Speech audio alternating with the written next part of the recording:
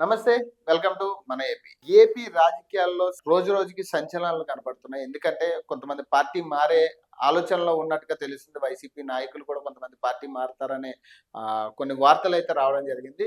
గతంలో రోజా గాని, అట్లాగే అంబటి రాంబాబు గాని ఇలాంటి వాళ్ళు పార్టీ మారబోతున్నారనైతే కొన్ని వార్తలు రానున్నాయి. ఈ ఇప్పుడు ఏదైతే బాలినేని శ్రీనివాస్ రెడ్డి జగన్‌కి అత్యంత ఆప్తుడు. అలాగే బంధువు కూడా.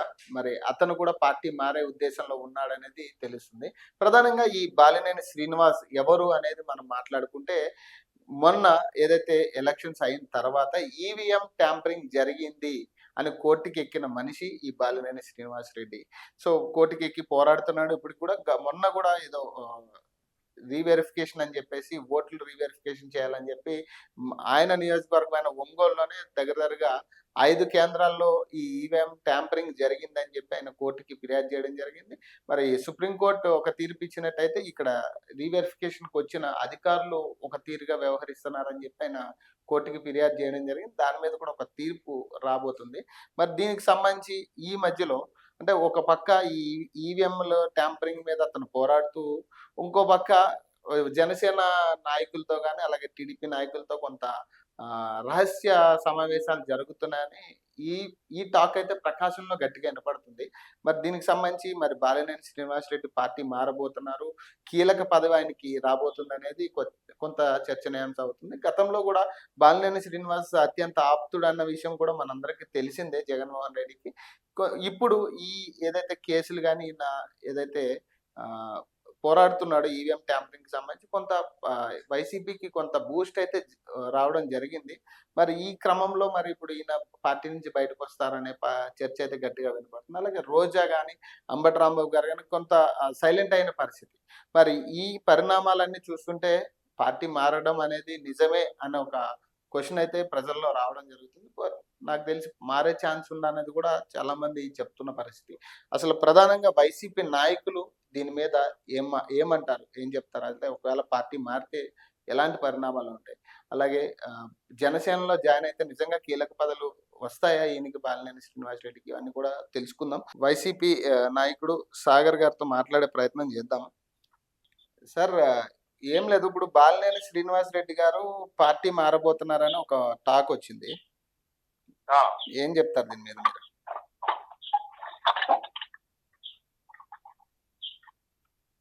అంటే టాక్ ఎల్ల మీడియా టాక్, ప్రజల టాక్, వైఎస్ఆర్సీపీ టాక్ అది అఫీషియల్ అనౌన్స్‌మెంట్ అంటే పేపర్ వార్తలైతే రావడం జరిగింది. బాలినేని గారు పార్టీ ఒక పక్క ఈవీఎంల మీద గొడవ పడుతూనే, ఇంకో పక్క రహస్య సమావేశాలు జరుగుతున్నాయి జనసేన పార్టీతో అని చెప్పి ఒక ఇదైతే రావడం జరిగింది. ఇప్పుడు అంటే ఎంత రోమస్. ఇప్పుడు బాలినేని శ్రీనివాస్ గారు గాని, వాళ్ళ అబ్బాయి గారు గాని ఇంతవరకు వాళ్ళు బయటకు వచ్చి ఎక్కడ కూడా వాళ్ళు అనౌన్స్ చేయలేదు.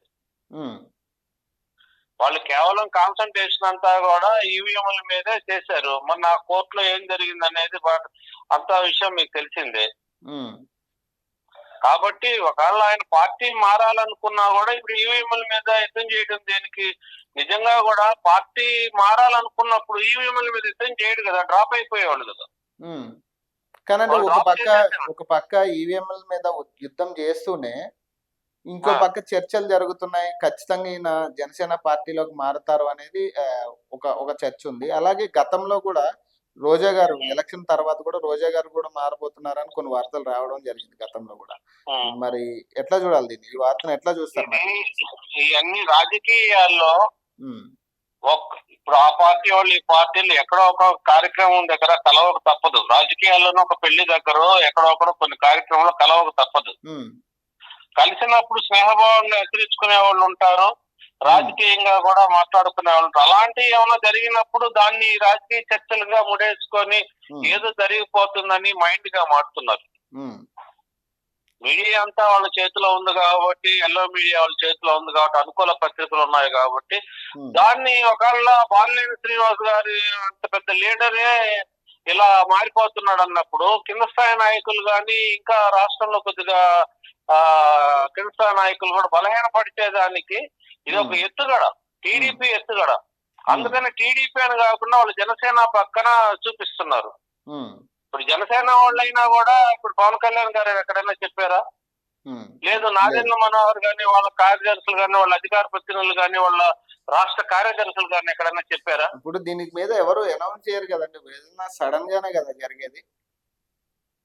జరుగుతాయి. ఇప్పుడు కనీసం ఇప్పుడు మా నాయకులు కలిశారు అనేది కనీసం ఒక కింద స్థాయి నాయకులన్నా కూడా ఒక అధికార ప్రతినిధులైనా కూడా చెప్తారు కదా. అవును. కానీ నిజంగా అంటే ఒకవేళ బాలినేని శ్రీనివాస్ రెడ్డి గారు కానీ ఒకవేళ పార్టీ మారితే నిజంగా వైసీపీ పరిస్థితి ఇక జీరో అయినట్టేనా లేకపోతే ఏంటి పరిస్థితి? ఎందుకు అవుతుందండి జీరో? ఉమ్.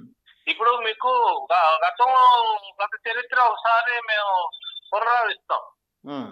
ఏమంటే గత చరిత్రలో కూడా ఉమ్. వైసీపీ ఓడిపోయి ఉమ్. రాష్ట్రం డివైడ్ అయిన తర్వాత ఉమ్. అప్పుడు అధికారం ఎవరి చేతిలో ఉండింది? ఉమ్. అవును. ఆ? అవును, ఖచ్చితంగా టీడీపీలో ఉంది.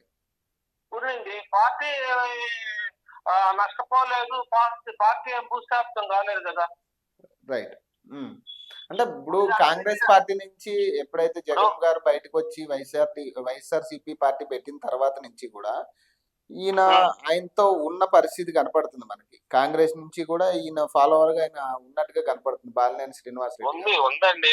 ఇప్పుడు ఎన్నికల ముందు కూడా బాలినేని శ్రీనివాస్ గారు టీడీపీకి వెళ్ళిపోతున్నారు. టీడీపీ టికెట్ కూడా కన్ఫర్మ్ అయిపోయింది. ఈయనకి వైవి సుబ్బారెడ్డి గారికి విభేదాలు ఉన్నాయి. ఎన్నెన్నో రేవులు పుట్టించారు. ఇప్పుడు ఈవీఎంల మీద ఓపెన్ గా వచ్చి కేసేసిన వ్యక్తి ఎవరు? అంటే మీరేం చెప్తారండి? అంటే నిజంగా ఈవీఎం ట్యాంపరింగ్ జరిగి ఉంటదంటారా? ట్యాంపరింగ్ జరుగుతుందని ఆధారాలతోనే కదా వాళ్ళు వేసింది. అంటే మీరేం చెప్తారంటే ఇప్పుడు మీకు అనుకూలంగా తీర్పు వస్తుంది అనుకుంటారా? ఇప్పుడు ఆల్రెడీ వాళ్ళు అడిగిన దానికి కోర్టు కూడా ఒప్పుకోలేదు. వాళ్ళు అడిగిన దాని మీద ఫ్యాక్ట్స్ మీద కానీ ఇస్తే బట్టబయలు అవుతుంది అనేది కదా వాళ్ళు చెప్పేది.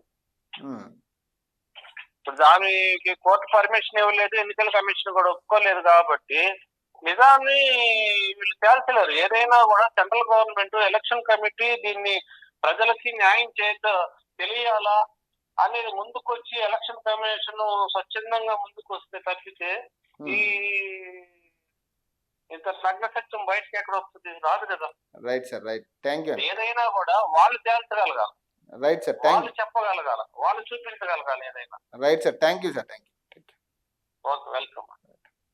సో వైసీపీ నాయకులు చెప్పేది ఏంటంటే ఖచ్చితంగా మా బాలినేని శ్రీనివాస్ రెడ్డి మాత్రం ఖచ్చితంగా మారడు అనేది వీళ్ళు చెప్తున్నారు. ఎందుకంటే ఈ బాలినేని శ్రీనివాస్ రెడ్డి అనేటోడు జగన్ బంధువు, అలాగే చాలా దగ్గర మనిషి. గతంలో కాంగ్రెస్ పార్టీ నుంచి జగన్ బయటకు వచ్చినప్పటి నుంచి కూడా ఆయన వెంటున్న మనిషి. మరి ఇతనికి ఎమ్మెల్యే టికెట్లు వచ్చాయి. మరి అట్లా అని అంటే ఈవీఎంలకు సంబంధించి పోరాడుతున్న పరిస్థితి, అన్ని ప్రూఫ్లు పెట్టి మొన్న కూడా దానికి సంబంధించి కోర్టు కూడా అనుకూలంగా స్పందించినట్టు తెలుస్తుంది. రీవెరిఫికేషన్ కోరింది. కాబట్టి అంటే పార్టీ మారుతాడు సడన్ గా అనేది ఎక్స్పెక్ట్ చెయ్యరు అనేది వైసీపీ నాయకులు చెప్తున్నారు. కానీ మేబీ ఎక్స్పెక్ట్ చేయొచ్చు. ఏమంటే ఇలాంటివన్నీ కూడా సడన్ గా చేసే పరిస్థితి ఉంది. ఈ ఏదైనా కూడా నిప్పు లేనిదే పుగరాదు అన్నట్టుగా ఖచ్చితంగా టాక్ లేనిదే ఇట్లాంటి అంశాలు అయితే బయటకు రావు కదా. ఖచ్చితంగా జనసేనలోకి వెళ్ళే పరిస్థితి ఉంటదనేది కొన్ని వార్తలు అయితే రావడం జరిగింది. మరి దీని మీద నిజాలు ఎలా ఉంటాయి అలా అనేది కూడా అఫీషియల్ స్టేట్మెంట్ వస్తే గానీ మనం కూడా చెప్పలేం దీని మీద. సో కానీ ఒక పక్క అయితే ఈవీఎం ట్యాంపరింగ్ కి సంబంధించి ఖచ్చితంగా పక్క ఆధారాలు ఉన్నాయని చెప్పేసి ఆయనే పోరాడుతున్న పరిస్థితి. చూద్దాం దానికి సంబంధించి అనుకూలంగా తీర్పు వస్తుందా, లేదంటే దీనికి సంబంధించి అఫీషియల్ స్టేట్మెంట్ అని నిజంగా జనసేనలో జాయిన్ అవుతానన్న ఒక అఫీషియల్ స్టేట్మెంట్ కానీ వస్తుందా చూద్దాం. మరొక ఎపిసోడ్లో మళ్ళీ కలుద్దాం. అప్పటి వరకు నేను మీ పవన్ సైనింగ్ ఆఫ్.